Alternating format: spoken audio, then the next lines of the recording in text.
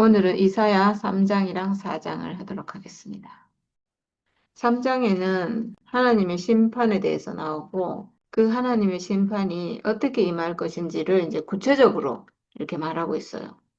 그래서 첫 번째로 주 만군의 주께서 예루살렘과 유다에서 백성이 의지하는 것을 모두 없애실 것이다. 이렇게 했어요. 사실 하나님이 하나님만 의지하라. 오직 하나님께 순종하고 하나님을 따르라. 이게 성경의 주제인데 지금 이 이스라엘 백성이 거기서 벗어나고 빗나가고 타락하고 이렇게 됐잖아요.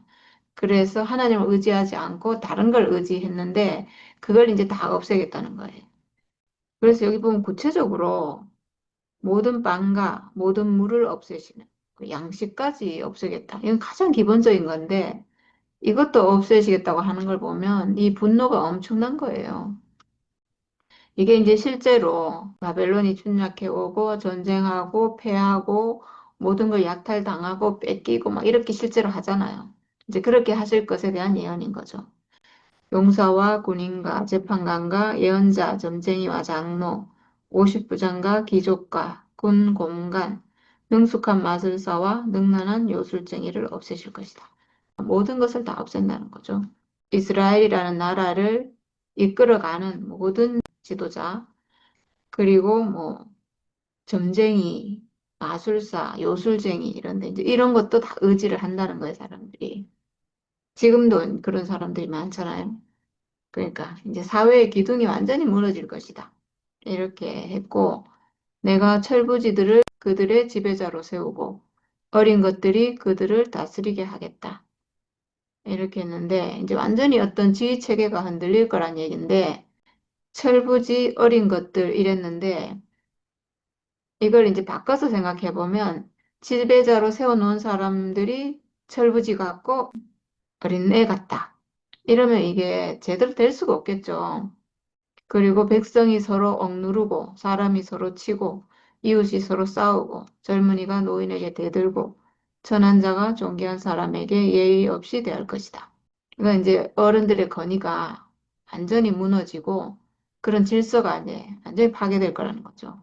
한 집안이 제 집안의 한 형제를 붙잡고 너는 옷이라도 걸쳤으니 우리의 통치자가 되어다오.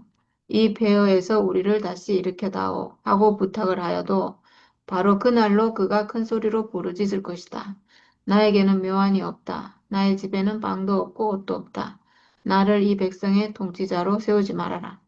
드디어 예루살렘이 넘어지고 유다는 쓰러진다. 그들이 말과 행동으로 주께 대항하며 하나님의 영광스러운 현존을 모독하였기 때문이다. 그들의 안색이 자신들의 죄를 고발한다. 그들이 소돔과 같이 자기들의 죄를 드러내놓고 말하며 숨기려 하지도 않는다. 그들에게 화가 미칠 것이다. 그들은 스스로 재앙을 불러들인다. 네, 저는 이 구절 보면서 자기들의 죄를 드러내놓고 말하며 숨기려 하지도 않는다. 이렇게 했는데 교회에서 있었던 일이 생각나요. 교회에서 우리가 간증하고 사람들이 나와서 마구마구 흥분하면서 우리를 쫓아내야 된다고 막 소리 높여 외치던 그게 생각나요.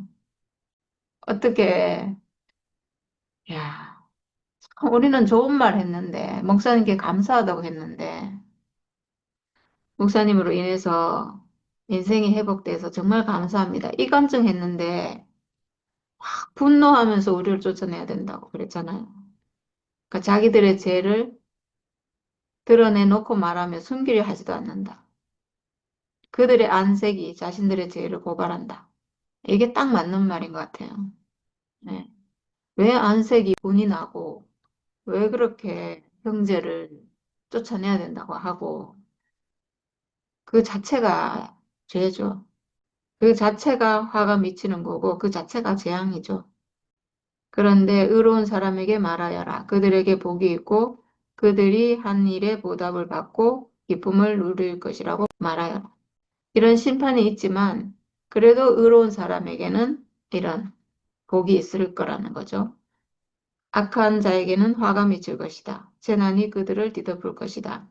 그들이 저지른 그대로 보복을 받을 것이다. 아이들이 내 백성을 억누르며 여인들이 백성을 다스린다. 내 백성아, 내 지도자들이 길을 잘못 들게 하며 가야 할 길에서 벗어나게 하는구나. 아이들이 백성을 억누르고 여인들이 백성을 다스린다. 이렇게 했어요. 이 지도자가 아주 무능력할 거라는 거죠. 실제로 뭐 아이들, 여인들일 수도 있지만 꼭 그런 뜻이 아니라 여자들이라고 해서 다 어리석은 게 아니잖아요. 그게 아닌데 이 표현 자체는 지도자로 세워놓은 사람이 너무나 무능력하고 미숙하고 이렇게 할 거라는 거죠. 그래서 뒤에 내 지도자들이 길을 잘못 들게 하며 가야 할 길에서 벗어나게 하는구나. 어리석은 지도자라서 잘못된 길로 인도한다는 거. 이렇게 될 거라는 건데 이거는 정말 우리 목사님이 이렇게 하셨죠. 우리 목사님이 이 말을 지금 우리 교회의 말로 하면 치매 걸린 노인이 백성을 다스린다. 이렇게 말해야 되겠죠. 이런 어처구니 없는 일이 우리 교회 안에서 벌어져서 지금 뭐 정말 하나님의 분노를 사는 그런 교회가 됐잖아요. 정말 목사님이 하나님께 모든 걸 맡겼다면 적당한 때에 정말 그냥 넘겨주고 자기는 뒤로 물러나고 이렇게 하셨어야 돼요. 하나님의 뜻에 의해서 자기의 후계자를 세웠으면 하나님께 맡겼어야죠. 하나님이 어떻게 하실지 모르니까 만약에 그렇게 맡겼으면요. 우리 교회는 이렇게까지는 안 돼요. 분열되고 이런 일 없고 그냥 김치원 목사님이 잘 이끌어 가셨을 거예요. 우리 교회 정체성대로 우리 교회 말씀으로 지금까지 말씀으로 그렇게 그냥 이끌어 가셨을 거예요. 왜냐면 지금까지 잘하셨잖아요. 김치원 목사님 말씀 좋고 그랬을 건데 이제 목사님이 손을 대는 바람에 완전히 이제 그냥 완전히 산산조각이 난 거죠. 교회가. 모르겠어요. 이것도 저는 뭐 하나님 경륜이라고 생각하는데 하나님이 더 큰 일을 이루시기 위해서 우리 교회를 이렇게 거짓을 다 끝내기 위해서 이렇게 하신 게 아닌가 그런 생각은 들지만 목사님이 엄청난 제약을 저질렀다는 거죠. 마지막. 자기 손을 너무 많이 댔고 하나님께 맡기지 못했고 예, 그렇게 됐어요. 지도자들이 길을 잘못 들게 하며 가야 할 길에서 벗어나게 하는 거예요. 우리를 그리스도께로 잘 이끌어 오셨는데 잘 이끌어 오셨는데 그만 마지막에 엉뚱한 데다 탁 빠뜨려 버렸어요. 정말 요단강 건너기 직전에 가나안 땅으로 들어가기 직전에 엉뚱한 곳으로 그냥 변질되게 이렇게 만들어 버렸어요. 그러니까 참 안타까운 일인데 모르겠어요. 이제 하나님이 앞으로 어떻게 하실지 모르지만 정말 그 아름다운 교회가 하나님 백성으로 가는 그 교회가 그대로 가가지고 아름답게 열매 맺었으면 참 좋았을 건데 어떻게 막판에 그렇게 변질의 열매가 열려버렸는지 정말 생각도 못하던 일이에요. 그래서 주께서 재판하시려고 법정에 앉으신다. 그의 백성을 심판하시려고 들어오신다. 주께서 백성의 장로들과 백성의 지도자들을 세워놓고 재판을 시작하신다. 심판을 이제 하시는데 그 하는 이유가 이제 두 가지 나와요. 나의 포도원을 망쳐놓은 자들이 바로 너희다. 가난한 사람들을 약탈해서 너희 집을 가득 채웠다. 나의 포도원, 나의 포도원 예루살렘이죠. 하나님 백성이죠. 이 백성을 이 지도자들이 망쳐놨다는 거예요. 잘못된 길로 인도해가지고 망쳐놨다는 건데 이 백성의 포도원을 불의하게 빼앗아서 자기들이 착취하고 이렇게 했다는 거죠. 그리고 두 번째로 어찌하여 너희는 나의 백성을 짓밟으며 어찌하여 너희는 가난한 사람들의 얼굴을 마치 맷돌짓 하듯 짓뭉갰느냐. 만군의 하나님이신 주의 말씀이다. 이렇게 했는데 이 지도자들이 약자를 억압했다는 거죠. 그러고 보면 우리 목사님도 정말 그랬어요. 목사님이 당신의 권위를 이용해가지고 정말 아무것도 아닌 아무 힘도 없는 저를 완전 짓 뭉갰잖아요. 세상에 그럴 수가 없어요. 뭐 저에게만 그런 건 아니고 다른 사람에게도 그랬지만 대표적으로 저를 진짜 벌레 한 마리 밟듯이 그렇게 해버렸어요. 정말. 왜냐하면 우리 교회에서 목사님은 엄청난 권한이 있는 분이잖아요. 목사님 한마디를 사람들이 하나님 말씀처럼 생각하는데 그 목사님이 입을 열어가지고 저를 쳤으니까 저를 죽인 거죠. 완전히 수도 없이 쳤잖아요. 진짜 죽도록 친 거예요. 말할 수가 없어요. 이루 그 했는 악행은 낱낱이 정말 말할 수 없을 정도예요. 저를 치기 위해서 어떻게 했는지 무시무시하죠, 사실은. 제가 그런 일들이 크게 문제가 안 돼가지고 그냥 다 지나가고 뭐 꿋꿋이 살아있고 이래서 그렇지. 그거를 정말 자세히 들여다보면 무시무시한 일이에요. 모르겠어요. 이건 그냥 여담이지만 목사님 마지막에 정말 뭐 뇌졸중 뇌출혈 와가지고 의식도 없이 돌아가셨잖아요. 유언 한마디 못하고 뭐 이렇게 돌아가신 것도 뭐 벌 받은 게 아닌가 모르겠어요. 정말 우리가 생각하는 목사님의 죽음은 그게 아니고 온 교회 사람들 모아놓고 그 앞에 정말 마지막 가시면서 너무나 금쪽 같은 말씀을 남기시고 이렇게 가셔야 되잖아요. 우리가 목사님한테 그 글 한 줄 받으려고 막 책 들고 서가지고 목사님 앞에 나가고 이렇게 했던 사람이거든요. 정말 목사님 입에서 떨어지는 그 꿀송이 같은 말씀 하나 받으려고 막 그렇게까지 하는 사람들인데, 그러니까 죽기 전에 다른 사람들은 죽기 전에 정말 명언을 많이 남기고 갔잖아요. 근데 목사님은 한마디도 남기지 못하고 정말 치욕만 남기고 갔어요. 정말 수치스럽고 부끄러운 일만 남기고 그냥 그렇게 가신 거 보면 벌 받은 게 아닌가. 진짜 나쁜 짓을 많이 했어요.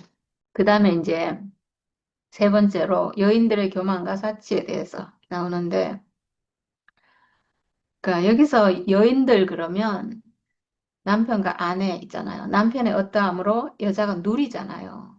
하나님의 어떠함으로 사람이 누리잖아요. 어떤 인생을 하나님이 주시는 은혜를 누리고 축복을 누리고 이런 여자들인 거예요. 그러니까 여자들의 어떠함이 그 나라의 어떠함이고 남편의 어떠함이고 이렇게 표현되는 거죠. 여자들이 아주 행복하고 잘 산다 그러면 이 남편이 아주 통치를 잘하는 거예요. 그리고 사람이 행복하다. 이 나라가 정말 평화로운 나라고 사람이 정말 잘 산다 그러면 정말 하나님 은혜 아래서 누리는 거예요. 이제 그런 여자들이라는 거죠. 주께서 말씀하신다. 시온의 딸들이 교만하여 목을 길게 빼고 다니며 꼬리는 눈짓을 하고 다니며 꼬리를 치고 걸으며 발목에서 잘랑잘랑 소리를 내는구나. 이렇게 했어요. 이건 진짜 얼마나 꼴보기 싫으면 이렇게까지 표현했을까. 여자들이 하나님을 경외하지 않고 이 사람을 얘기하는 거예요. 사람들이 하나님을 경외하지 않고 외모 꾸미는 거, 그리고 아주 사치하고, 그리고 아주 교만하고, 하여튼 그렇게 지금 한다는 거죠. 지금 이스라엘이 이렇다는 것을 시온의 딸들을 말하면서 이렇게 말하는 것 같아요. 하나님을 떠나서 자기가 잘난 줄 알고, 외모나 꾸미고, 막 이렇게 발목에서 잘랑잘랑 소리를 낸다고 하는데, 아마 뭐 발목에 뭘 꾸미는 걸 했다든가, 뭐 신발에 뭘 달아가지고 소리가 난다든가, 그러겠죠. 그러므로 주께서 시온의 딸들의 정수리에 딱지가 생기게 하시며 주께서 그들의 하체를 드러내실 것이다. 정수리에 딱지가 생겼다는 건 정수리가 맞아갖고 피가 났고 머리에 막 피떡이 생겼고 그다음에 하체를 드러내실 거라는 것은 수치를 당하고 굴욕을 당하고 이제 이렇게 될 거라는 건데 침략을 받아가지고 멸망하고 포로로 잡혀가고 이럴 걸 지금 얘기하고 있는 거예요. 그래서 그날이 오면 주께서는 여인들에게서 발목 장식, 머리 망사, 반달 장식, 귀고리, 팔찌, 머리 쓰개, 머리 장식, 발찌, 허리띠, 향수병, 부적, 가락지, 코걸이, 고운 옷, 겉옷, 외투, 손지갑, 손거울, 모시옷, 머리수건, 너울들을 다 벗기실 것이다. 예, 사람이 가지고 있는 모든 것, 하나님이 주신 모든 축복과 은혜, 이 모든 것이죠. 이거를 다 완전히 끝내버리겠다. 이걸 다 빼앗겠다. 모든 것이 끝날 거라는 거예요. 하나님이 주시는 모든 축복이 사람에게서 떠날 것이다. 그들에게서는 향수 내음 대신에 썩는 냄새가 나고 고운 허리띠를 띠던 허리에는 새끼줄이 감기고 곱게 빗어 넘기던 머리는 다 빠져서 대머리가 되고 고운 옷을 걸치던 몸에는 상복을 걸치고 고운 얼굴 대신에 수치의 자국만 남을 것이다. 너를 따르던 남자들이 칼에 쓰러지며 너를 따르던 용사들이 전쟁터에서 쓰러질 것이다. 시온의 성문들이 슬퍼하며 곡할 것이요. 황폐된 시온은 땅바닥에 주저앉을 것이다. 네. 바벨론이 침략해 들어와서 이제 전쟁하다 남자들이 다 죽을 것이고, 이렇게 멸망당할 거라는 것을 지금 말하고 있어요. 네, 그 다음에 이제 4장인데, 이렇게 3장은 하나님의 심판이 이제 끝까지 쭉 나오고, 이제 4장에는 하나님의 구원이 있을 것이다. 이 얘기를 하고 있는데, 그날이 오면 7 여자가 한 남자를 붙잡고 애원할 것이다. 우리가 먹을 것은 우리가 챙기고, 우리가 입을 옷도 우리가 마련할 터이니, 다만 우리가 당신을 우리의 남편이라고 부르게만 해주세요. 시집도 못 갔다는 부끄러움을 당하지 않게 해주세요. 이렇게 한다는 건데, 근데 남자들이 다 죽고 없는 거죠. 그러니까, 물론 다 죽은 건 아니겠지만, 이제 전쟁하고 나면 여자만 남고 남자는 없잖아요. 그렇게 된다는 거고, 이렇게 비참하게 될 거라는 거예요. 여자들이 남편이 없다는 거예요. 사람이 남편이 없다. 사람이 남편 대신 그리스도가 없고, 남편 대신 하나님이 없고, 이렇게 되는 거죠. 남편이 없으면 사람이 정말 공고해요. 육신적인 남편이 아니라, 육신적인 남편도 마찬가지지만, 하나님 남편이 떠나면 인생이 정말 공고해져요. 정말 사는 이유가 없어요, 사람이. 진짜 그래요. 지금 그런 상황인 거죠. 그런데 이제 그 뒤에 예루살렘이 회복될 것에 대해서 얘기가 나오는데, 그러니까 이렇게 심판을 쭉 했는데, 이렇게 심판한 목적이 완전히 멸망시키고, 이렇게 하기 위한 게 아닌 거죠. 뒤에 보면 회복이 나오고, 구원이 나오는 걸 보면, 이런 일을 통해서 이스라엘을 회복할 것이다. 이런 뜻이죠. 지금 이스라엘 백성이 그리고 모든 사람이 그렇지만 선악과 먹고 완전히 하나님을 떠나서 이탈하고 범죄를 저지르고 하나님 앞에 죄악을 저지르고 이렇게 했는데 그거를 심판하지 않을 수가 없죠. 그게 완전히 끝나지 않으면 하나님 백성으로 회복이 될 수가 없잖아요. 그래서 심판이 먼저 있는 거죠. 그래서 모든 것을 끝내고 난 후에 다시 내가 세우겠다. 이렇게 하시는 말씀인 거죠. 그날이 오면 주께서 돋게 하신 싹이 아름다워지고 영화롭게 될 것이며 이스라엘 안에 살아남은 사람들에게는 그 땅의 열매가 자랑거리가 되고 영광이 될 것이다.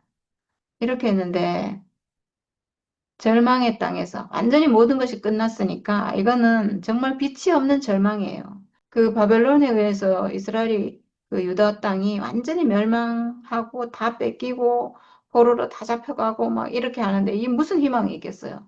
그렇지만 그 가운데서도 한 줄기 희망이 있다는 건데 여기 보면 주께서 돋게 하신 싹이 아름다워지고 영화롭게 될 것이며 이렇게 써요. 그러니까 벌써 모든 것이 망하고 나면 뭔가 새로운 생명이 탄생할 것에 대한 계시가 여기부터 있는 거죠. 이거는 정말 예수 그리스도가 오실 것에 대한 계시인 것 같아요. 빛이에요, 빛. 모든 것이 끝나고 나면 거기서 살아나는 어떤 한 생명이 있을 것이다. 주께서 돋게 하신 싹이 있을 거라는 거잖아요. 그리고 이스라엘에 살아남은 사람에게는 그 땅의 열매가 자랑거리가 되고 영광이 될 것이다. 살아남은 사람들에게는. 그 모든 것이 끝나고 폐허가 되고 이렇게 됐는데도 살아남은 사람들이 있어요. 너무나 가난한 사람들을 거기다 남겨놨는데 세상에서도 쓸 가치가 없어가지고 남겨놓은 사람들. 너무나 가난한 사람들. 천국은 가난한 자의 것이다. 가난한 자에게 복이 있나니. 참 신기해요. 그러니까 하나님이 사람을 이렇게 심판을 하시고 징계를 하시고 이렇게 하시는데 항상 어떤 가능성을 남겨놓는 것 같아요. 어떤 불의한 가운데도 가난한 자는 있거든요. 가난한 자는 있어요. 그리고 이 가난한 자는 너무나 가난해서 정말 가난하다는 것은 어떤 것도 없다는 거잖아요. 아무것도 없어서 가난한 거잖아요. 아무리 가난해도요, 사람은 자기 육체는 있거든요. 그 어떤 것도 없어도 육체는 있거든요. 그 육체가 하나님의 씨가 뿌려지는 밭이기 때문에 이게 가능성이 있는 거예요, 사람은. 어떤 상황에 있더라도. 그러니까 가난한 자가 구원을 받는 거죠. 가난해서 아무것도 없는데 오직 육체만, 가난한 자리에서 발견되는 게 하나님이 주신 이 육체거든요. 거기에 하나님이 그리스도라는 씨를 뿌리고 새 생명이 거기서 싹 들 수 있도록 이렇게 하시는 거죠. 그래서 그 사람에게는 그 땅의 열매가, 그 땅의 열매니까 이건 생명가를 말하겠죠. 예수 그리스도를 통해서 우리에게 오는 어떤 생명가, 그 땅의 열매가 자랑거리가 되고 영광이 될 것이다. 그러니까 가난한 자들에게는 이 예수, 구원자, 메시아가 오신다는 이 소식은 이거보다 더 큰 영광이 없고 이거보다 더 큰 자랑이 없는 거예요. 정말 가난한 자들에게는, 육체밖에 없는 자들에게는 이 육체로 살아남아야 되잖아요. 이 육체로 내가 하나님께 드려지는 사람으로 살아남아야 되잖아. 살려면 이 육체 안에 하나님이 씨를 뿌리시고 이 육체로 내가 하나님께 드려지는 사람이 돼야 되고 이 육체로 회복이 돼야 되고 이런 거잖아요. 그러니까 육체밖에 남지 않은 그 십자가가 복음이 되는 거죠. 그 사람에게는. 또한 그때에는 시온에 남아있는 사람들, 예루살렘에 머물러 있는 사람들, 곧 예루살렘에 살아있다고 명단에 기록된 사람들은 모두 거룩하다고 일컬어질 것이다.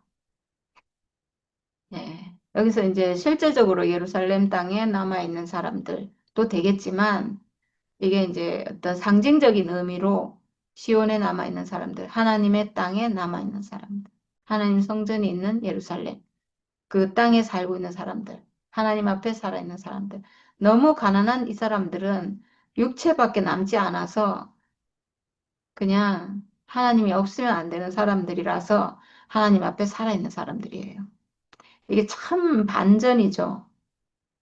이게 뭔가 좋은 게 있어서 하나님께 드려야 될 것 같은데 육체밖에 남은 게 없는 정말 가난한 사람들은 하나님이 없으면 살 수 없기 때문에 도리어 하나님 앞으로 돌아오는 사람들이에요.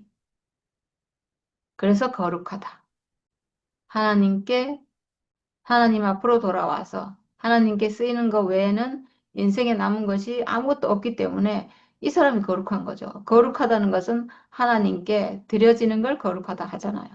세상에 쓰여지는 게 아니고 하나님께 쓰여지는 사람을 거룩하다. 하나님께 드려지는 기물이 거룩한 거잖아요. 그러니까 이 사람이 도리어 거룩한 사람이 되는 거죠. 그리고 주께서 딸 시온의 부정을 씻어주시고 심판의 영과 불의 영을 보내셔서 예루살렘의 피를 말끔히 닦아주실 것이다.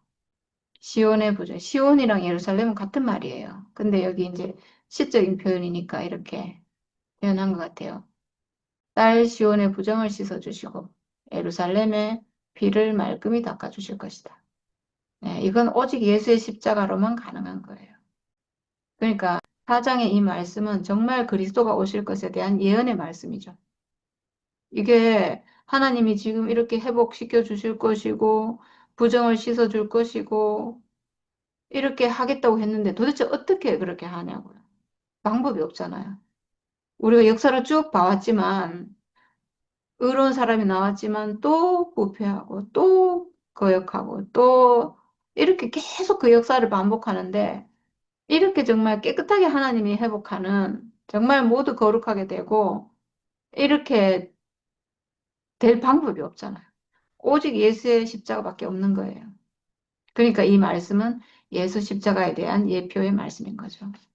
그런 다음에 주께서는 시온산의 모든 지역과 거기에 모인 회중 위에 낮에는 연기와 구름을 만드시고 밤에는 타오르는 물길로 빛을 만드셔서 예루살렘을 닷집처럼 덮어서 보호하실 것이다.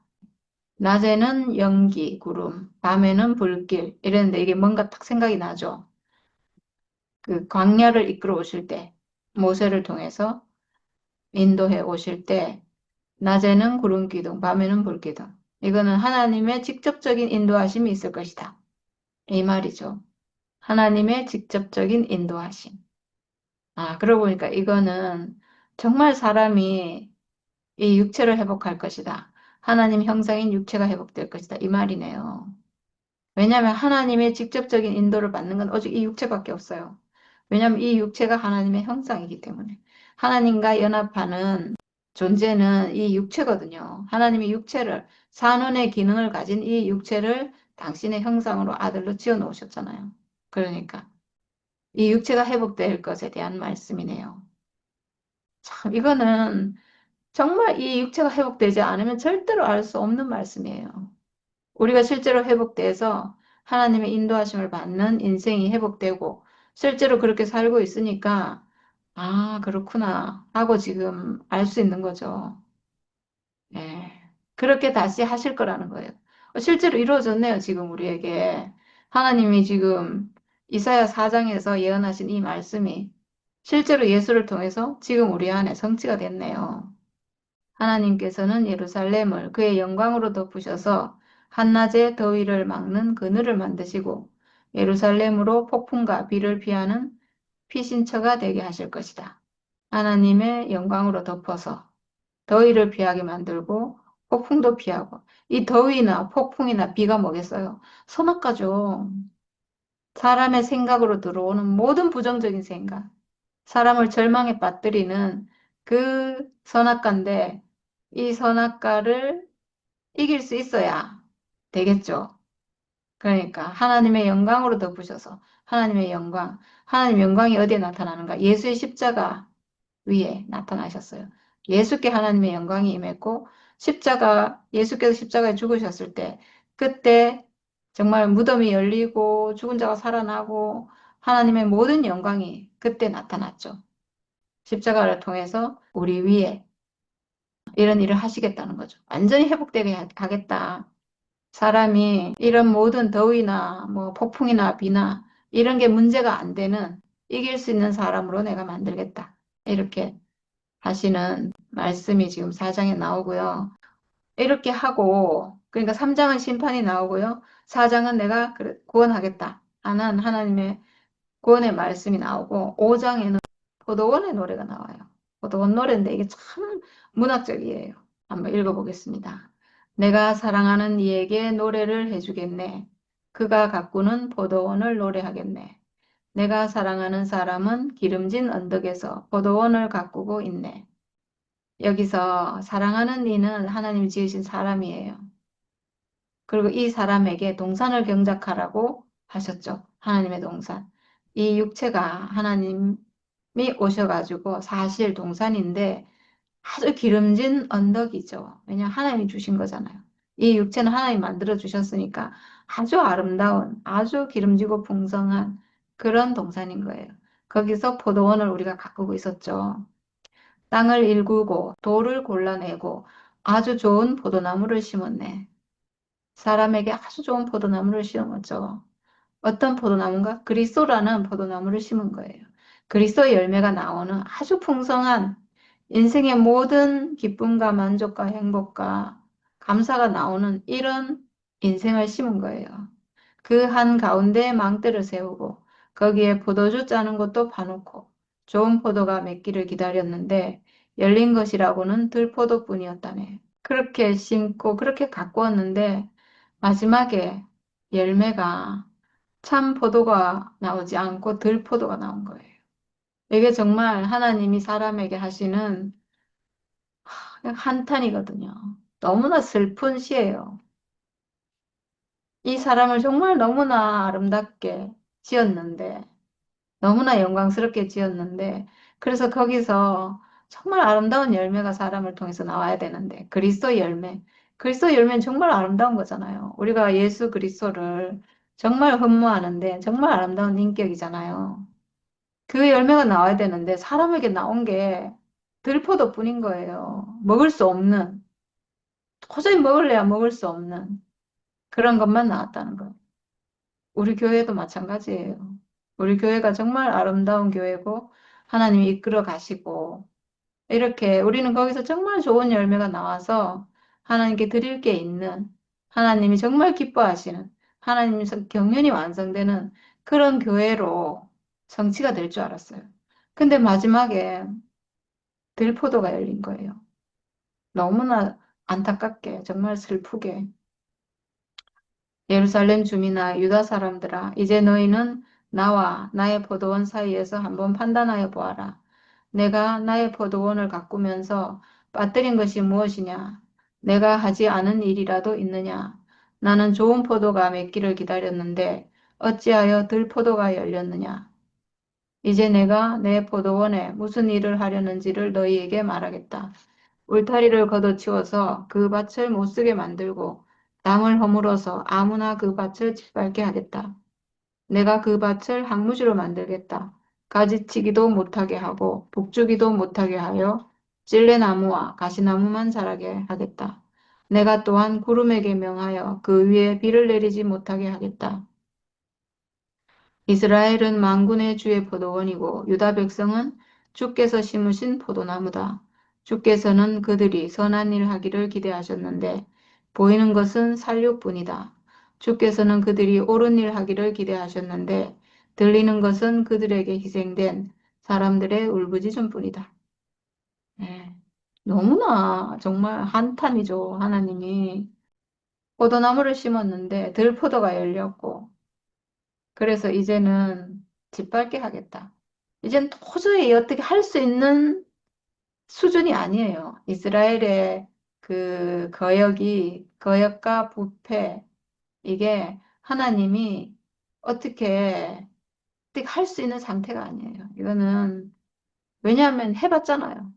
다 해보고 아무리 해도 안 되고 더 빗나가고 더 거역하고 이렇게 했기 때문에 이거는 끝내고 다시 시작하지 않으면 안 된다 이렇게 된 거죠. 그래서 울타리를 걷어치우고 그 밭을 못 쓰게 만들고 담을 허물어서 아무나 그 밭을 짓밟게 하겠다. 이렇게 해서 실제로 아수르와 바벨론에 의해서 멸망하게 됐다는 거죠. 울타리를 걷어치우겠다. 이거는 하나님의 보호하심에서 이제 그 보호하심이 없을 것이다. 이건 무서운 말이에요. 정말. 그 밭을 황무지로 만들겠다. 그래서 찔레나무와 가시나무만 자라게 하겠다. 사실 이게요, 우리가 전에 선악과 먹고 사는 인생이 이렇거든요. 선악과 먹으면 사람이 하나님을 떠나잖아요. 아무리 하나님 따른다고 따르지만 이게 따를 수 있는 게 아니에요. 자기대로 따른다고 생각하지만 내 안에 생명이 그걸 거역하는 생명이 있잖아요. 내 마음대로 살게 하는 생명이 있으니까 이게 항무지가 되고 인생이 하나님이 심은 열매가 나오는 게 아니고 잡초가 나오고 찔레나무, 가시나무 이런 것만 나온다는 거죠. 너희가 더 차지할 곳이 없을 때까지 집에 집을 더하고 밭에 밭을 늘려나가 땅 한가운데서 홀로 살려고 하였으니 너희에게 재앙이 닥친다. 만군의 주께서 나의 귀에다 말씀하셨다. 많은 집들이 반드시 황폐해지고 아무리 크고 좋은 집들이라도 텅 빈 흉가가 되어서 사람 하나 거기에 살지 않을 것이다. 나중에 우리 교회가 이렇게 되지 않을까 싶어요. 아름다운 게 없잖아요. 사람이 누가 가겠어요, 거기에. 또한 열을 가리 포도원이 포도주 한 바트밖에 내지 못하며 한 호멜의 씨가 겨우 한 에바밖에 내지 못할 것이다. 이건 참 저주를 말하는 그런 표현인데 열을 가리 포도원이면 열흘 동안 갈아야 되는 포도는 엄청나게 넓다는 얘기잖아요. 근데 포도주는 한 바트밖에 내지 못한다. 한 바트는 21리터예요. 그러니까 아직 조금밖에 안 나온다는 얘기죠. 한 호멜에 씨를 뿌렸는데 한 에바가 나온다. 호멜은 220리터, 굉장히 많은 양이거든요. 씨를 220리터를 엄청나게 많이 뿌렸는데 열매로 나온 것은 한 에바밖에 되지 않는다. 거기에 10분의 1이에요. 그 씨를 심었는데 그거의 10분의 1밖에 나오지 않을 것이다. 이건 그냥 농담 삼아 하는 얘기인데 우리 형제가 작년에 파치랑 콩을 심었는데요. 제가 아주 좋은 씨가 아니고 제가 먹으려고 산 건데 파치랑 콩을 아주 좋은 걸 사놨는데 그걸 심었거든요. 근데 팥은 한 개도 안 나고 콩은 형편없는 게 한 줌 정도 나왔어요. 네, 농부가 실력이 없어가지고. 네, 하나님의 저주를 받아서 그런 건 아니고요. 그냥 이거는 진짜 실력이 한 번도 그런 농사를 안 지어봐가지고 몰라가지고. 네, 근데 여기 지금 이스라엘은 하나님의 저주를 받았어. 이건 비유잖아요. 인생이 이렇게 될 거라는 거예요. 너무나 저주죠. 아침에 일찍 일어나 독한 술을 찾는 사람과 밤이 늦도록 포도주에 얼이 빠져 있는 사람에게 재앙이 닥친다. 그들은 연애에는 수금과 금은고와 소구와 비리와 포도주를 갖추었어도 주께서 하시는 일에는 관심이 없고 주께서 손수 이루시는 일도 거들떠 보지를 않는다. 그러므로 나의 백성은 지식이 없어서 포로가 될 것이요 귀족은 굶주리고 평민은 갈증으로 목이 탈 것이다. 그러므로 수올이 입맛을 크게 다시면서 그 입을 한없이 벌리니 그들의 영화와 법석거림과 떠드는 소리와 즐거워하는 소리가 다 그곳으로 빠져들어갈 것이다.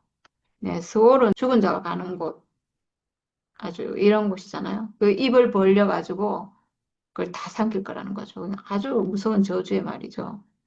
그래서 천한 사람도 굴욕을 당하고 귀한 사람도 비천해지며 눈을 치켜뜨고 한껏 거만을 부리던 자들도 기가 꺾일 것이다. 예, 참 하나님이 이스라엘 그 많은 역사 가운데 왕들이 범죄를 저지르고 죄악을 저지르고 백성들도 똑같이 우상 섬기고 막 이렇게 하는 걸 보면서 정말 한탄하셨나 봐요. 그러니까 이렇게까지 지금 이렇게까지 말씀하시는 걸 보면 정말 참고 참고 참다가 이제는 도저히 못 참겠다 하고 폭발한 것 같아요. 그러나 만군의 주께서는 공평하셔서 높임을 받으시고 거룩하신 하나님은 의로우셔서 거룩하신 분으로 기림을 받으실 것이다. 그때 어린 양들이 그 폐허에서 마치 초장에서처럼 풀을 뜯을 것이요 낯선 사람들이 망한 부자들의 밭에서 그 사물을 먹을 것이다. 거짓으로 끈을 만들어 악을 잡아당기며 수레에 줄을 당기듯이 죄를 끌어당기는 자들에게 재앙이 닥친다. 아, 이 표현도 참 기가 막힌 표현이네요.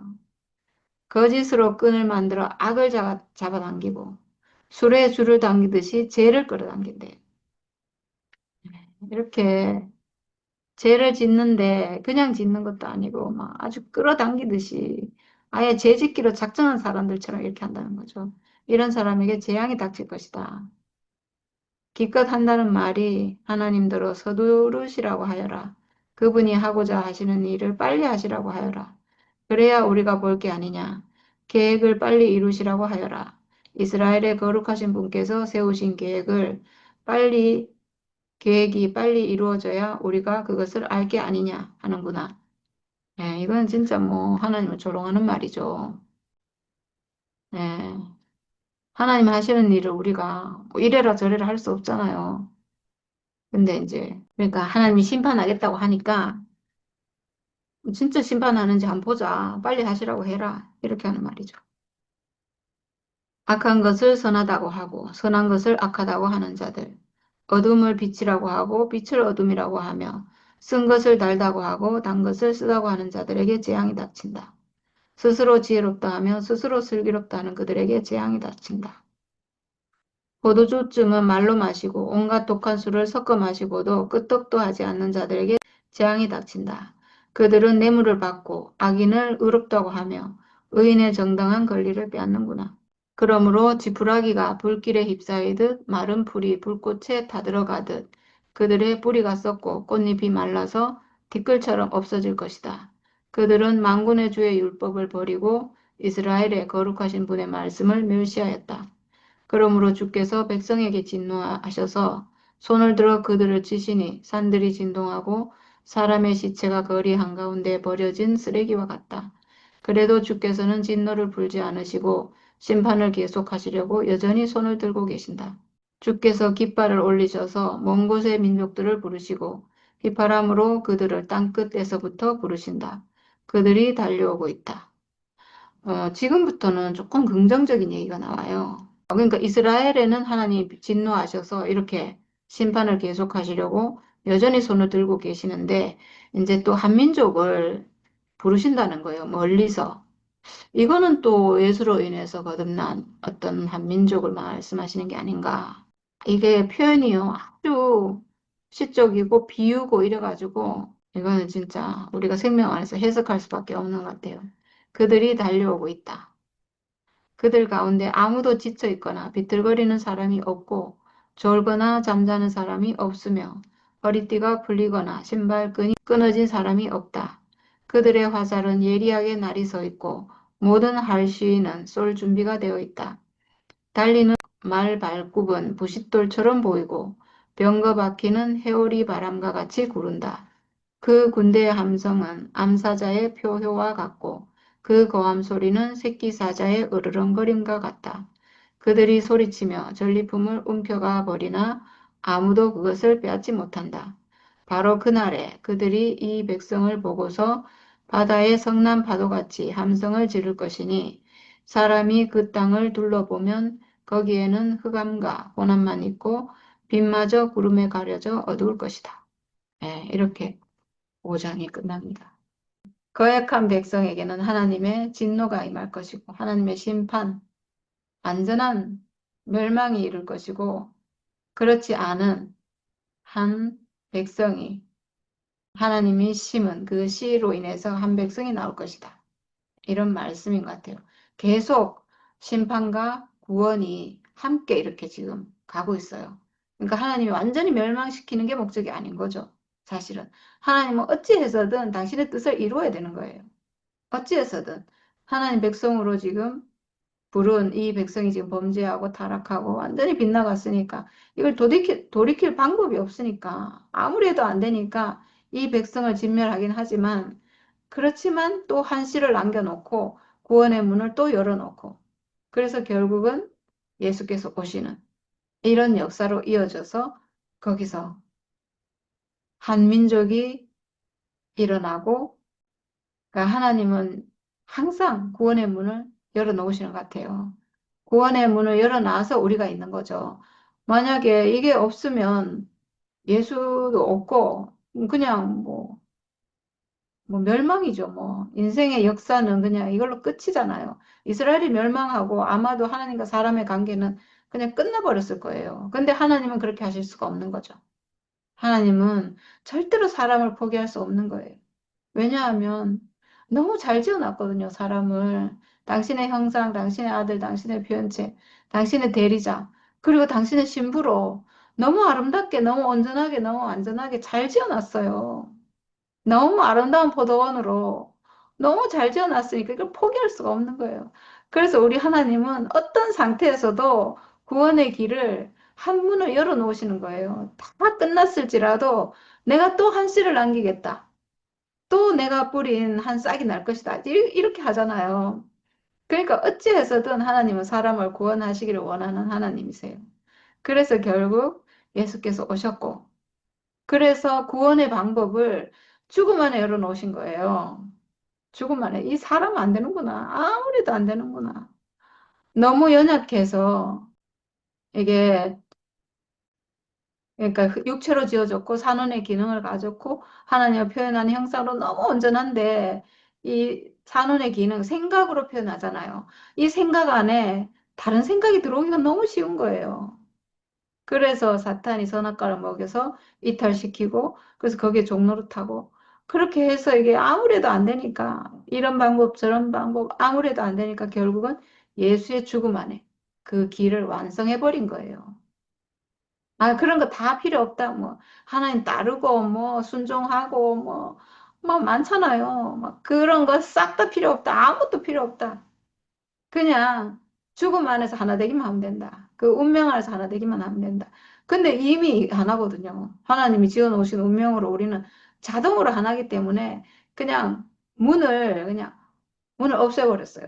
하나님 아들 될 수 있는 조건, 하나님 나라로 회복되는 그 문을 완전히 없애버려서 모든 사람이 가능하도록 이렇게 만들어 놔버린 거예요.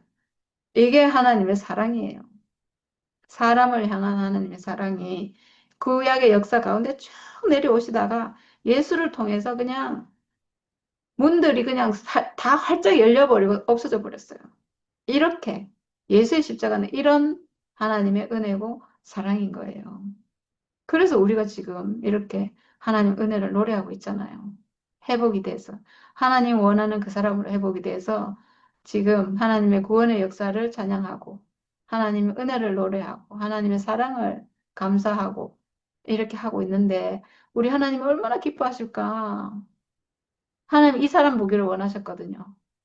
이 사람, 내가 지은 이 사람, 나에게로 돌아오는 나의 신부, 나의 표현체가 될 수 있는 그 사람을 너무나 고대하고 지금 이렇게 수많은 역사를 하시고 이렇게 진노하시고 이 진노 가운데서도 또 이렇게 사랑하시고 이렇게 하신 게 이 사람이 너무 보고 싶어서 그렇게 하셨는데 우리가 지금 하나님 앞에서 이렇게 하나님을 찬양하고 노래하고 있으니까 우리 하나님 얼마나 정말 흡족하실까.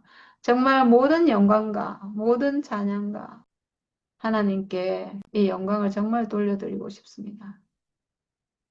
제 인생을 이렇게 완성하시고 우리를 이렇게 하나 되게 하신 이 하나님께 정말 감사와 찬양을 드립니다. 하나님 영원히 이 사람들을 통해서 영광 받으시고 영원히 찬양 받으시기를 저는 원합니다. 세세무궁토록. 저는 살다 죽겠지만 앞으로 오는 수많은 사람을 통해서 온전히 하나님이 영광 받으시기를 온 인류를 통해서 영광 받으시기를 저는 기대합니다.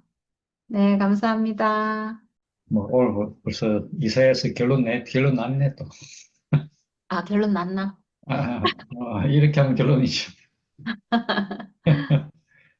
야, 진짜 문학적 표현이 너무 많네. 야, 이렇게, 이렇게 문학적으로 진짜 표현하니까 얼마나 그런 말씀들이 뭐라 하노, 뭐라고 해야 될까요? 심도라든지 표현 하나에서 마음이 확 진짜 애절하게 느껴지네, 진짜. 야, 그, 어떻게 이렇게 그런 표현을 갖다 이렇게 아름답게 이렇게 남겼는지. 예, 이 심판한 내용도 봐도 그렇고, 아까 읽은 것처럼 보니까, 와, 어떻게 이런 표현이 나올까. 예, 싶은 그런 표현들이 많네요. 그래서, 아까도 그런 지적을 했는데, 야, 어떻게 이런 표현이 나올까. 아, 죄가, 예를 들면, 죄가 걸어서 들어온다, 이런 표현이라든지, 비슷하게. 어떻게 이렇게 해서, 아까 보니까, 소리 욕심을 크게 내어 한량없이 입을 벌려서 음, 그들의 호화로움과 많은 무리와 그들이 떠드는 것과 그 중에서 즐거워하는 자들, 이런 자들을 갖다가 탁 이렇게, 예, 빠뜨리게 한다. 어떻게 이제 이런 표현이 나올까? 야, 그러니까 이게 얼마나 이런 식으로 해서 한편으로 보면 이 글을 읽는 사람들 하여금, 야, 그게 빠지지 않아야 될 텐데, 또 이렇게 경계심 이런 걸 느끼게끔 하면서, 예, 그런데 그런 걸 그러니까 이 통해서, 이사야 말씀이 표현이 참 아름다워. 그러네 보니까. 어, 음. 그렇게 문학적으로 또 이렇게 시적으로 표현했는데, 그 이면을 갖다 이거 읽어낼 방법이 없잖아요. 그런데 오늘 이 마지막에 결론을 갖고 그렇게 내니까 얼마나 이게 합당한지. 야, 다른 민족이 있구나, 다른 민족. 예. 지금 이민족으로는 될 게 아니고 다른 민족으로 보고 있구나. 야, 다른 민족에 대한 소망을 갖다 놓지 않으시는 그분.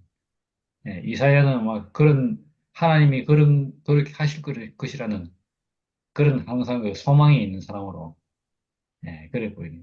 현실을 보면서는 너희들 하는 일이 이렇다. 소홀히 입 벌리고 그 가운데 지금 너희들이 즐겁고 기쁘다 하는데 다 소홀해. 잠기는 거다. 지금 웃고 재밌고 떠들고 깔깔거려도 그거 다 흠한 거다. 서울이 지금 서울로 가는 길이지 않냐. 예, 이렇게 말할 정도로 탁 하니까. 야, 아까 포도원 그 얘기도, 야, 포도원이 그렇게 큰데 거기서 몇 송이 안 구했다 이 말이냐. 예, 그러면 먹을 것이 없다는 얘기는 굶어 죽는다는 얘기고, 전쟁 나고 이러면 다 피폐해지는 거지. 하루아침에 야, 모든 것이 다 박살나 버리잖아요. 이스라엘이 그런 경험했는데 현실적으로 우리도 그런 경험 못하리란 법이 없잖아요. 야, 이게 진짜 하나님의 법을 떠난 사람들의 어떤 모습이구나. 진리, 정의 이런 것 갖다가 이렇게 이게 아무것도 아니고 당장 생각할 때는 우리가 사람에게 유익한 것이 좋고, 어? 너나 좋은 게 좋은 거라고 그러면 될 것 같은데, 야, 하나님의 공의를 갖다가 어긋나게 하면, 예, 이런 것들이 다 이렇게 징벌로 돌아오는구나. 근데 우리가 이제 그걸 갖다 지금 이제 우리가 경험하게 되잖아요. 그런 식으로 하듯이 이게 선악과로 인한 일이 결론이 뭔지, 야, 그게 너무 뻔하게 보이네요, 진짜. 지금 우리가 뭐, 이사야서 지금 두세 번 했는데, 이 하는 동안 이런 느낌이, 하나님이 하시는 심판이 어떤 뭔지를 우리가 조금 느낄 수 있고, 그런 심판에서 우리를 구원하기 위해서 다른 곳에서 오는 바람, 우리 생각 밖에서 오는 그런 하나님의 손길이 이 예수 그리스도를 통해서 우리에게 도달되었다. 우리가 지금 그 누림 가운데 있다. 야, 뭐, 다른 게 없잖아요, 진짜. 육체의 죽음은이라는, 야, 이 인식이 진짜 그렇게 큰 것인가? 그렇게 대단한 것인가? 야, 알고 보니까 하나님의 이 비밀을 갖다 거기 두셔서, 야, 사람으로 하여금 누구든지, 도달할 수 있는, 누구에게든지 열려있는, 아까 뭐 하나님이 뭐 이러저러한 모든 조건 다 집어치우고, 우리의 요구는 오로지 육체의 죽음만 요구했다. 육체를 가진 이 인생의 운명을 이렇게 집중하도록, 거기에만, 그 조건만 보는 하나님. 하나님 보실 때 공의롭게 보는 것도 아니고, 이제는 뭐, 순종 잘해라든지, 뭘 잘 지키라든지, 뭐, 하나님을 의지하라든지, 따르라든지 이런 걸 전혀 요구하지 않고, 야, 어떻게 이렇게 우리에게 이런 길을 제시하셔서, 우리를 새로운 민족이 되게 하는지, 이런 마음을 가진 사람들이 가난한 사람들이죠. 가난한 사람들에게 이 죽음이 참 인식이 되지. 그러지 않고는 죽음이 인식이 안 되는 것 같아요. 왜냐하면 다 뭔가 뭐가 부유합니까? 뭔가 돼보려는 한 그런 가능성들 있잖아. 그 가능성의 부자들이 지금 판을 치니까 뭔가 된다고 지금 착각하는 거야. 오늘도 아까 전화 와갖고 하는 얘기가 나는 뭐, 야, 다 끝났어야. 끝난 게 끝났으니 너무 난 끝난 게 나하고 상관없다면서 얘기하던데 보니까 야, 그러니까 그렇게 나는 끝낼 수 있어 이거잖아. 어떻게 뒤집어 얘기하면. 야, 우리가 거기서 우리를 이렇게 해서 끝내고 안 끝내고 이 문제가 아니고 인생의 운명, 예수님이 육체의 죽음을 보여주심으로써 우리를 다른 나라로 이끌으셨구나. 끝낼 수 있고 못 끝내고 뭐 이런 거 우리가 그렇게 선악과 안에서 우리 인생을 모든 세계에서 우리를 홀연히 다른 나라 그렇게 우리를 인도하시니까 우리에게 진짜 복음이 어디에 있는가? 내가 아무 조건 없이 하나님으로 오늘 말하면 이 공의의 세계로 회복될 수 있는 길이 열렸다는 게 이 비밀의 루트가 열렸다는 것이 얼마나 큰 축복인지. 그러니까 우리가 할 거에 진짜 하나님 은혜를 찬양하는 외에는 진짜 할 말이 없는 거죠. 야, 하나님 인생에 이렇게 큰 은혜를 베푸셨구나. 야, 그러니까 이 하나님의 탁월한 지혜를 찬양하지 않을 수 없고, 우리 인생이 하는 일이 그게 다주다. 그리고 인생이라는 감사가 넘치고, 이렇게 할 수 있도록 우리 인생을 이 육체 죽음만으로 다 이끌어서, 이 안에서 우리 인생을 보니까 진짜 할 게, 이 찬양하는 게 아니야다. 그래서 하나님은 바로 이런 사람을 원하셨는데, 우리가 여태껏 어떤 조건을 요구하시는 것으로 그렇게 알아서, 이스라엘이 망한과 동시에 하나님이 말하자면 인생을 향해서 요구하시는 모든 조건들이 다 어쩌면 예, 망하게 되는 그래서 어쩌면 사람에게 가장 최소한 것만 요구하시는 그런 요구를 갖다가 예수를 통해서 보여주셨고 우리가 그걸 알아채고 이제 그걸 우리에게 적용해서 내가 나를 볼 때, 내가 다른 사람을 볼 때, 그 기준으로 이렇게 보고 서로 살아간다는 것이 얼마나 큰 축복인지.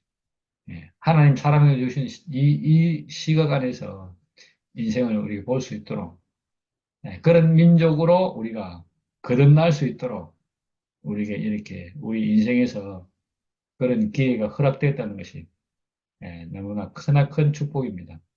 네, 감사합니다. 멋있게 간증을 하는데 나는 아이고 참 하나님 사랑이 참 무한하다는 생각이 드네요. 오늘 이 말씀에서. 아멘. 왜냐하면은 앞에 하나님이 심판을 참 무서운 심판을 하시잖아. 음, 사람 뭐 말하자면 참 곱게 이렇게 다듬어진 사람을 그 저주 소리 나요? 완전히 심판 저주를 받는데 보니까 이거는 뭐 말을 할 수 없을 정도로 진짜 이거는 상상할 수 없잖아. 그 표현 희한하 해놨네. 그렇듯이 그런 가운데도 하나님이 그 끝이는 게 아니고 참 하나님은 그렇게 이 사랑이 무한해. 이렇게 심판을 하고 완전히 소울로 다 들어간 것처럼 이렇게 하는데 그래도 그것도 하나님은 사랑의 하나님이라 그것도 그루터기를 남겨갖고 거기서 또 우미 트고 또 사기 나고 이렇게 또 해서 또 하나님 또 그 나라를 또 이루어가는 그런 것을 볼 때 참 하나님은 참 이 인생을 사람을 참 자기의 가장 걸작품으로 지어놨는데 아멘. 지어놓고 뭐 참 인생에 하나님 마음대로 안 되잖아. 그럼 사탄 때문에 안 되는데 참 그 역사 속에 하나님은 하는 대로 골병 들었는 거야. 아무리 잘해줄라 해도 그 얘기 나오고 아무리 잘해줄라 해도 그 얘기 나오니까 결국 독생자인 그 아들을 그 죽음으로 인하여 이 모든 것이 이제 해방되고 참 우리 인생이 참 복된 길로 여기 또 이제 하나님이 축복의 말을 해놨는데는 너무 또 너무 너무 말할까 이제 나 혼자 하나님의 그 축복을 상상을 다 해보는 거야. 그렇듯이 우리 하나님은 참 사랑의 하나님이라는 말, 참 우리가 말로는 참 많이 그러는데 그게 오늘 실감나게 참 하나님은 사랑의 하나님이네. 사랑이 너무 무한하니까 인생을 완전히 버리지도 못하는 거야. 우리 하나님이 귀하게 귀한 우리 육체를 지으신 하나님 그 걸작품을 포기할 수가 없는 거야. 결국 그 또 한 그루터기에서 또 하나님이 쓰시기에 또 합당한 또 그런 작품으로 이렇게 되어진다는 게 참 너무 참 신기하고 이제 그 모든 그 일을 볼 때 참 하나님 사랑이다. 하나님께서는 그 포도원은 유다고, 음, 음, 또 이제 포도원은 이스라엘은 음. 주님의 포도원이고 유다는 포도나무를 했다. 그런 표현을 했네. 포도원과 포도나무. 그래서 어쨌든 간에 하나님은 참 이 이스라엘이라는 이 나라를 통해서 참 또 하나님의 사랑이 또 이렇게 무한해지고 또 뭐가 망하는 것 같다 싶으면 또 이제 안 되면 또 하나님은 또 먼 나라를 또 이렇게 불러왔어라도 또 이렇게 자기 백성으로 또 이렇게 일으키고 이제 그리 하는 걸 보니까 하나님도 우리 인생을 이게 포기 못 하시는 게 우리 하나님인데 하나님 자기 걸작품을 이 포기를 못 하고 그래서 볼 때 참 하나님 무한한 사랑의 하나님이라는 것이 너무 실감나게 그렇게 알게 됩니다. 간증도 잘 안 아멘. 된다. 아유, 아주 잘하신다. 들을 때는 안돼 뭘 칼라까지 다 잊어버리고 지나가 감동, 보면 모르고 이렇다. 얼마나 책에도 달콤해. 읽었는데도 내가 또 어디에 읽었는 거 어디 있더라 또 이리 싶어가지고 음, 그렇다. 아이고, 어쨌든 그렇게나 이 이사야서 들어가기 재밌네. 음. 좀 그러네요. 문학적인 음, 글이라서 읽는 것도 좀 재미가 있네요. 유다 땅 전체는 포도원이라고 할 수 있다면 음, 유다 땅이 하나님이 포도나무를 심을 포도원은 유다 땅이고 그 이스라엘 민족 백성들은 포도나무인 거죠. 그래서 그 땅에서 내가 포도나무를 기르고 키우고 이렇게 했는데 이 사람들에게서 들포도가 나왔다. 너무 안타까운 거예요. 음, 주인은 하나님이신 거죠. 하나님이 농부시고 이스라엘이라는 이 땅에 유다라는 이 땅에 유다 백성들을 심어서 이제 키우고 이렇게 했는데 정말 맛있는 열매를 하나님은 드시고 싶은데 먹을 수가 없는 들포도가 맞네. 있다는 거예요. 음. 이게 사람을 향한 하나님의 안타까움인 거죠. 그래도 하나님, 하나님 또 포기 안 하고 하나님 또 끝까지 나가시는 거라. 네, 포기 그 안 사람은. 하시죠. 그러니까 지금도 포기 안 하실 거예요. 포기할 수 그래서 없죠. 우리도 이렇게 또 몸을 항상 예, 유지하고 있고 하나님 네, 께 드릴 수 있고 네. 그래서 좋네요. 하나님은 영원히 포기 안 하실 거예요. 그래서 맞습니다. 어쩌면 우리가 이렇게 지금 계속 모임을 이렇게 하고 있는 것 같아요. 우리가 무슨 배짱으로 지금 3명 모여갖고 이렇게 하겠어요. 맞아. 오늘 하나님의 뭐 함께하심이 저기 아니면 우리 못해요. 하나님의 역사하심이 있어서 제가 걱정 안 해요. 그래서 저는 제 길만 가는 거예요. 그래. 앞에서 하나님 주님이 부르시는데 주님의 영광에 취해서 가는데 제가 뭐 뒤로 돌아볼 게 뭐가 있어요. 전혀 신경 어, 안 써요, 저는. 어. 우리는 뭐 하여튼 공부를 해도 좋고 뭐라 해도 아유, 공부하는 것도 얼마나 좋은지 좋습니다. 모르겠어요. 좋아요 나는. 네. 내가 언니가 뭐 있어서 얼마나 좋. 들어도 이렇게 반응을 잘 못해서 그긴데 뭐 아이고 그래도 내가 이렇게 아유, 어, 언니. 내가 안 그러면 이 책 한번 떴어서 볼 일도 없지 사실 이런데 야 이거를 보게 되고 이래보니 이거 참 확실히 알게 되는 거 그게 음. 너무 좋아. 아우, 있잖아요. 성경 일독하는 게 이게 보통 일이 아니에요. 우리는 이렇게 같이 일독을 해간다. 그러니까. 아우, 정말. 그래. 진짜. 너무 그래요. 감사해요. 응. 우리는 지금 막 앞으로 달려가면서 매일 이렇게 하고 있는데 이거 나중에 어떤 사람이 들어볼라 하면요. 보통 일 아닐걸요. 이 너무 많아가지고.